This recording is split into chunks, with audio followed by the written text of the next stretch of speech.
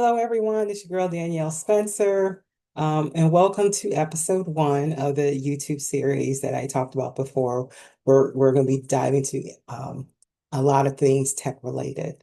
And want to, for people who don't know who I am, do a brief introduction. I am Danielle Spencer. I'm an author, privacy rights advocate, and a whistleblower. And so in this episode one, I'm going to talk about something that we all carry, that we all use, and that we live with daily. And but this device or these devices, many of us may not realize that they can and possibly are being used against us. So again, this episode is going to kick off the discussion series where I dive into things where people might consider being conspiracy theories. And I will say that before my whistleblower experience, I was one of those people. But from my own lived experience, I know that these aren't conspiracy theories. Most times they're not, or sometimes they probably aren't, but they can be very real. And so today's topic is going to kind of deal with, how surveillance is entered into our homes and even our pockets, and how this surveillance can be used in ways that should concern us all. And so, first thing we're going to talk about is, the devices themselves. And when I talk about, these devices, I'm talking about things such as our smartphones, smart TVs, if you use an Alexa system, Ring cameras, our laptops, and even, our cars navigation systems. So, these tools, they offer convenience. And I will say, I use almost all of these types of devices. They're very convenient and they can be very efficient. But what most of us don't know and understand that using such a devices comes at a cost. It comes at a cost to our privacy, to our data, to our voice, and to our movements.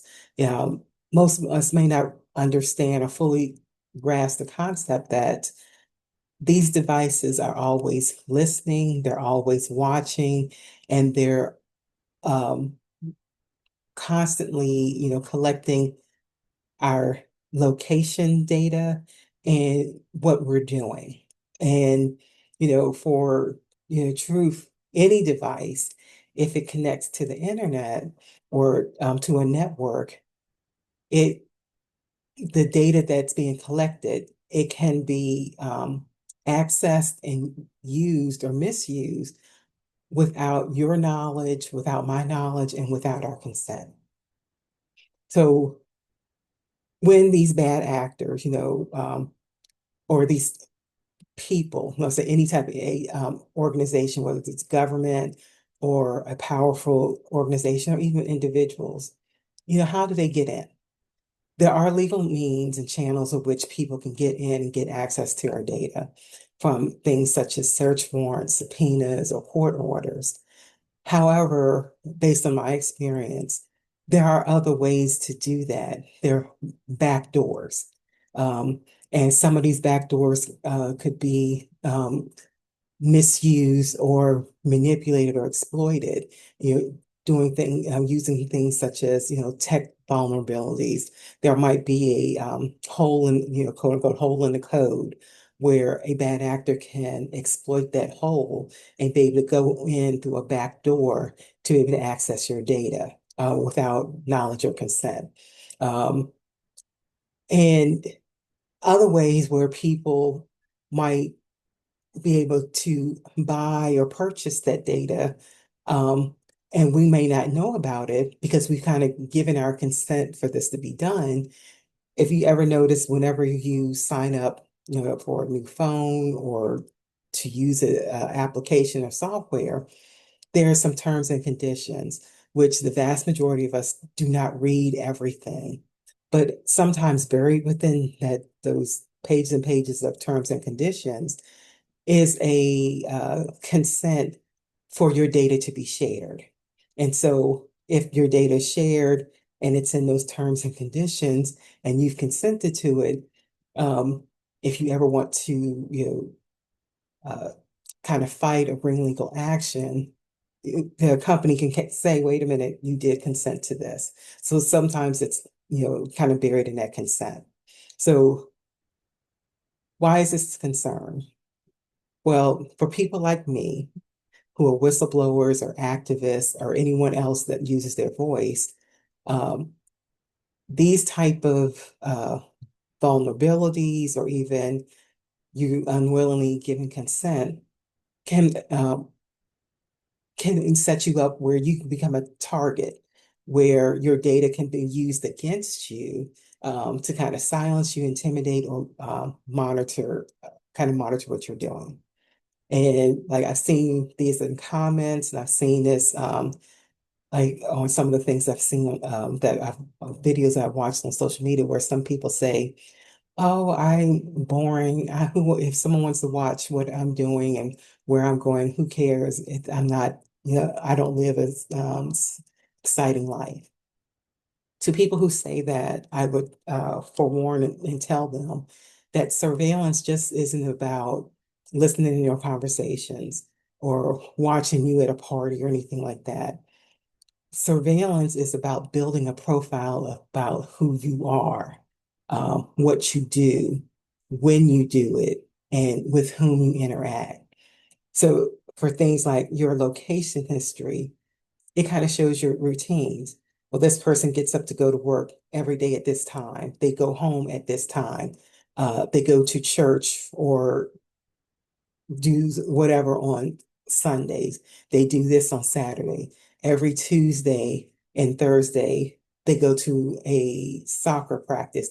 But those type of things, you can determine kind of someone's routine looking at their location history.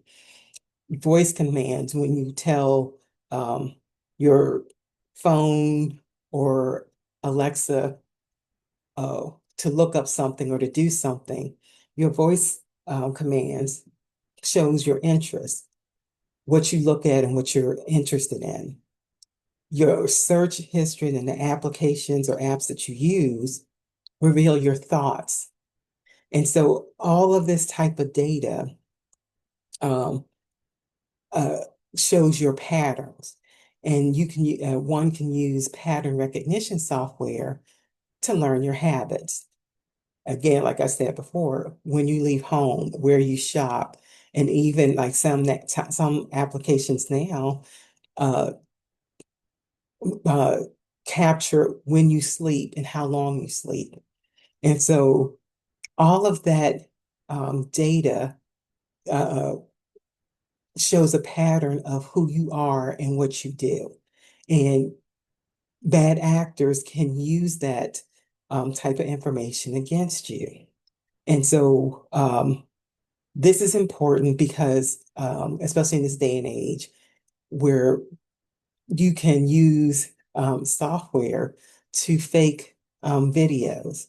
And so in my first book, Digital Assassins 1, um, the main character, Danielle Spencer, myself, um, it talks about how technology and that pattern recognition was used against me after I became a whistleblower. In a book, I talk about how this software was used to surveil and monitor my every step, to read my email communications, and kind of anticipate kind of where I was going and what I would do. And for a lot of people say, oh, that sounds like fiction or the basis of a movie. Well, I can assure you it's not. This is something that I actually lived through. One of the incidents that I capture in the book that I talk about was that I did something out of my pattern. I went to meet with someone during a weekday, and I was out longer than what I usually am. And what happened, my camera on my phone, it opened up and started taking pictures of my surroundings. I never turned the camera on. I didn't touch the phone. It just did it by itself. So that was one of the examples of where when I did something out of my pattern, it triggered something in my phone, advice that I believe that was using to surveil me. And to kind of capture, well, where is she? Where is she? What is she doing? Because this isn't in the pattern that we have identified for her.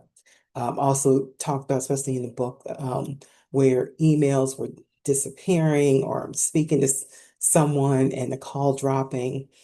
All of these things are what I believe is a result of targeted digital surveillance, not glitches, but where software was used to surveil me and to capture my patterns. And whenever something happened out that pattern, it um, made the soft or whatever, the app to capture what I was doing because it didn't follow my pattern.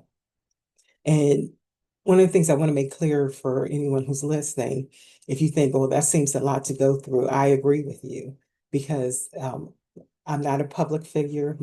I'm not a celebrity. I'm not a someone with a lot of power, influence, or money. I was just a regular person who became a whistleblower. And I believe that, once I spoke up, I became a threat. These systems that I had been using, software, technology I've been using for years, that I trusted, were certainly turned against me. Um, and I believe that the goal was to try to isolate, intimidate, and manipulate me. But I chose not to stay silent. And I would recommend that others don't either. So for me, that's kind of why I wrote the Digital Assassins book series to kind of talk about this phenomena and to kind of educate others so that you don't have to learn about the ways that data and technology can be misused or weaponized against people. You can kind of learn from uh, what I went through and what I experienced. So now I want to ask others, people who might be listening or reading about this series. Have you ever felt like someone or something was listening um, or watching or monitoring what you were doing, even though maybe no one was around? Um, have you had an experience where your technology acted strangely and you couldn't figure out why it was doing what it was doing? First, let you know you're not alone. This has happened to other people.